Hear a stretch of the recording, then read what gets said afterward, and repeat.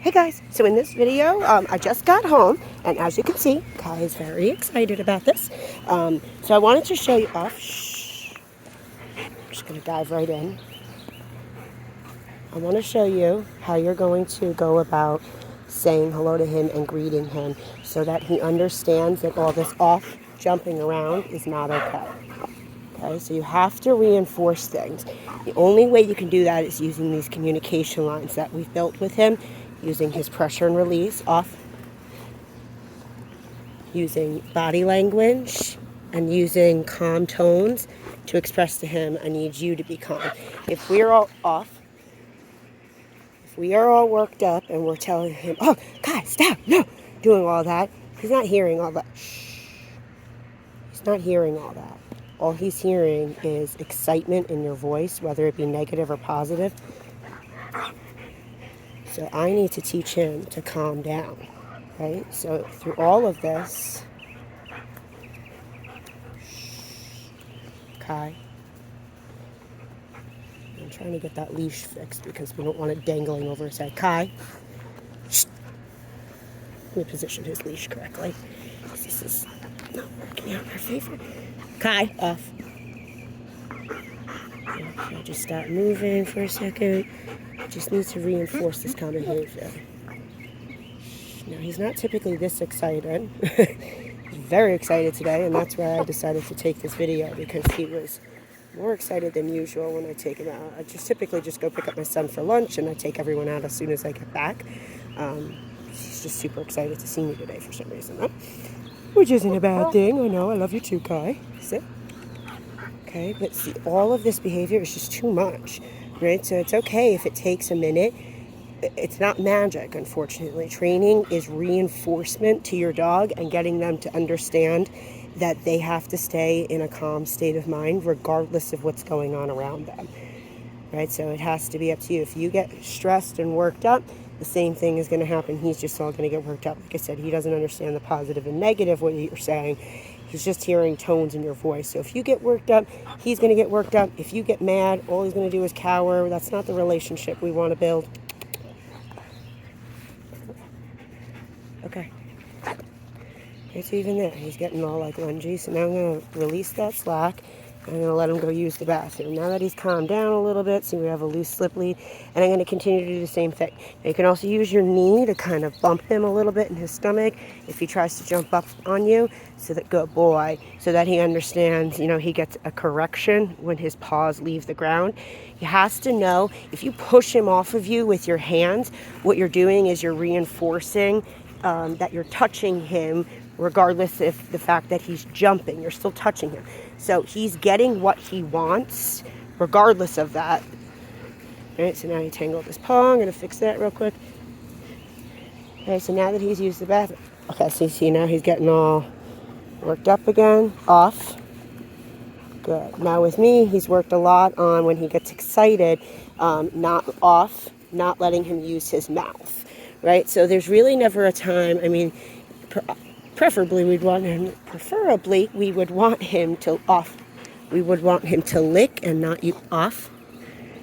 But that's how I'm going to do corrections, right? So I kind of just curl and pinch just a little bit, and that's the end of it, right? That's all it needs to be, just enough that he understands, no, I don't like that, like I've discussed in the other video with play biting.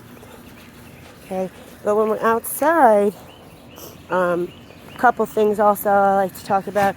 I can't remember if you guys have a fenced-in yard for him to go out and use the bathroom. If not, I don't, so I take all of my dogs out to use the bathroom on leash. So right there, he looks like he wants to get all excited and jump up at me, so I put my leg out as this is my space. Don't come further into my space as it is. Sit. Kai, sit. Good boy. Okay. Right, so now he's a young, happy pup. We haven't done, it's early still, my son only had a half day today, so we're about to start his lesson right now. So he hasn't gotten any mental stimulation today. This is what he's going to look like when he doesn't get mental stimulation. He's going to be excited, he's going to be bouncing around. This is puppy behavior. And unfortunately, he's a big puppy. He's still got that young attitude. He needs something to do with his head. So what timing, today's my son's first day of summer vacation, and I know a lot of other kids' first day too.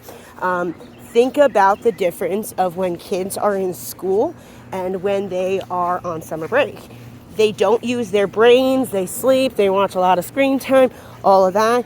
They aren't as tired at the end of the day because they don't get any mental stimulation, or a lot less mental stimulation, right? So if you don't work with him and give him a job to do, shepherds are a working breed. They need something to do, or they will find something to do. They will have an outlet. Come on, buddy.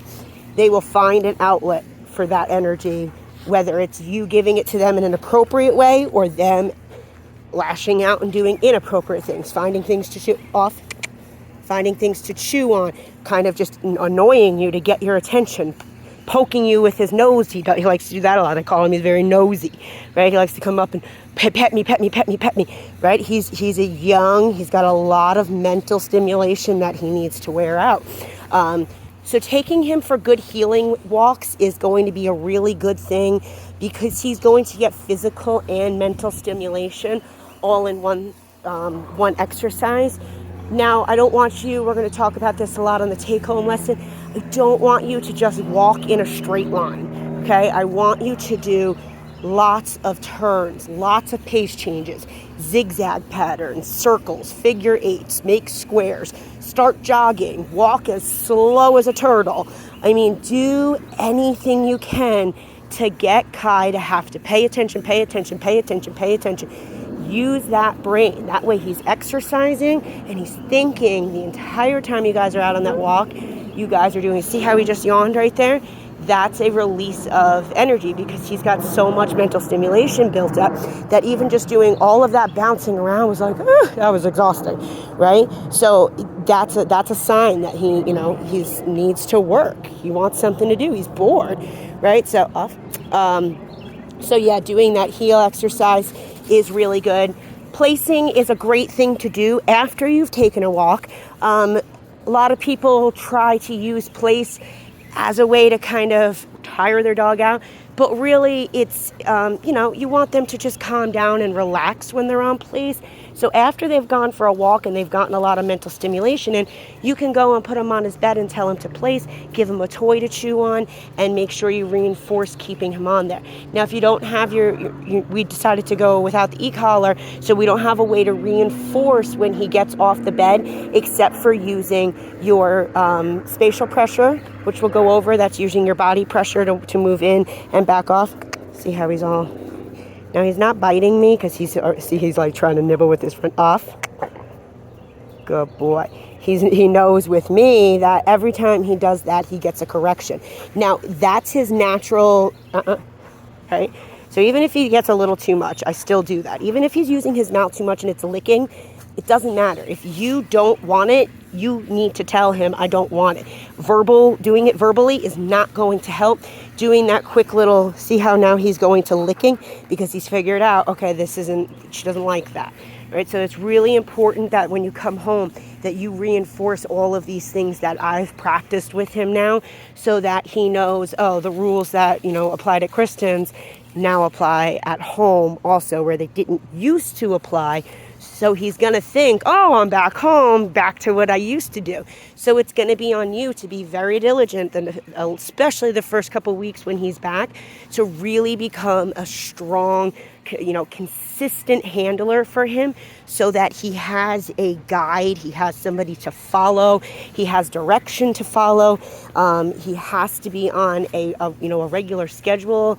He's, like I said, he's a young working dog, and they thrive on using their brain.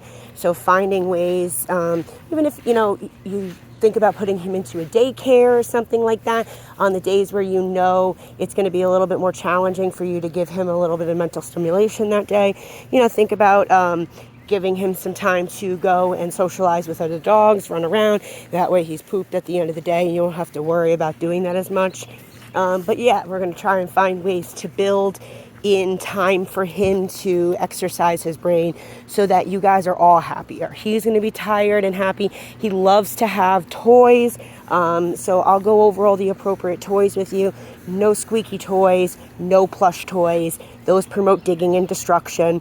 All it does is teach him it's okay to rip this thing up, get the squeaker, success, and then we just clean it up and throw it away because whatever, and it's annoying and there's stuffing everywhere. We don't want that. And it just tells him it's okay to destroy things.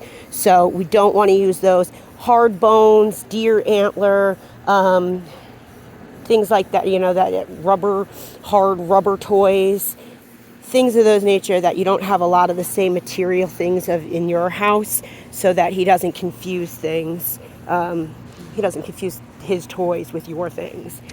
So the last thing, like I was talking about before, we kind of got sidetracked with going outside. The one thing I want to talk about is he is a big go in circles dog. And what I mean by that is he'll try to go circles around you when he's using the bathroom or when I'm trying to get him to use the bathroom. So if a dog is taking a while to go number 2, I will typically stop in my place. I'll find a spot that they're pretty interested in, or a spot that I always go to go poop. If you're having potty training issues, try to get your dog to use the bathroom at the same spot so that he understands that this is where I use the bathroom. But like I said, if you have a fenced-in yard, it's okay. This won't be as important. But if you are doing this, I like to keep my place. I do not let him go behind me, right? So he gets, you can already see, he gets a half moon. He gets a semicircle around me, and that's it. He can kind of go back and forth like that. But all I do, see right there, he tried to go behind me. All I did was just give him a little bit of a guidance with the slip lead, saying, nope, you're not allowed to go back there. So right there, I kind of popped and released him a little bit. You have to remember this leash is now a communication line with him. So it gives us a way to communicate to him, no, right? So he doesn't go behind you and you don't get all tangled up and him get lost. Off. So he's just licking, but still I don't really want licking right now. Good boy. Yes, a good boy. Good job. Okay. So yeah, don't allow him to just keep going in circles. If he's not using the bathroom, he's taking too long, I want you to go ahead and put him up for 5 minutes or so, and then let him back out for a couple minutes and do the same thing. Don't let him play around. Don't let him sniff. Sorry, let me adjust my leash real quick. Don't let him, jump around, sniff around a lot. Try and play with everything. It has to be, we're going outside to use the bathroom now. He has to go out no more than like 20, 30 minutes after he gets water. You've got to get him out or he will pee in his crate. I have a few options that we could resort to if we don't get past this. We had good progress in the last few days. He's had a few accidents in his crate again. And we haven't really changed much else except for maybe giving him a little bit more water. Yesterday, after playtime, I filled up his water bowl a second time because he was still thirsty and, licking the bowl dry. And I didn't get him out quick enough, and he peed right there in his crate. So there's a few things, like I said, we can try putting hay in his crate, but we can go into some of those details further. I'll talk to you about the straw method and everything. But besides that, it's really about keeping him on a regular schedule. You want to give him food and water at the same time. You want to, at the same time every day, you want to get him outside no more than 20 to 30 minutes after he eats or drinks anything to use the bathroom. The whole idea behind potty training isn't that you magically fixed that the fact that they now just know they're not allowed to use the bathroom inside. That's not really what you're doing. What you're doing is you're teaching them, I only use the bathroom outside. I never have an opportunity to go to the bathroom inside because he's going to have to be monitored. And that's not just for potty training. That's also because he is mischievous and he will pick up items. I went to the bathroom the other day. I went into my room for a minute, got lost in a conversation with my husband for a few minutes. And when I came back out, he was under the couch trying to get a magazine that he had pushed underneath there. Not a huge deal, but still an object that's not really his. So nobody was there to tell him this isn't okay, this isn't an object that's yours. So to him, it's free grab. Nobody's ever told him in the past that this item isn't appropriate to play with. So it's really about us monitoring him and teaching him. You know, it's just like kids. You wouldn't bring your kid out. You wouldn't give your kid, leave them out when you aren't paying attention to them. They go and put a fork in an electrical socket, right? And you've never told them that that's not okay before. Those kind of things. So you really have to make sure that you're monitoring him. Watch or confine. He has to be where somebody is paying attention to him, or you have him in his in an area that is baby gated off, or that is a safe zone for him, that there's nothing that he can really get into or destroy, that he has his toys to play with and all of that.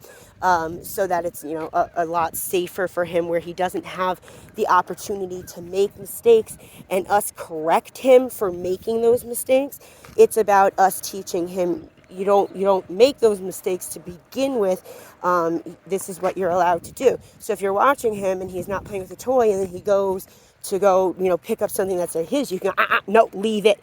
Right? You're right there at the moment. And the same goes for potty training. You have to catch him in the act of using the bathroom in order to be able to correct that behavior.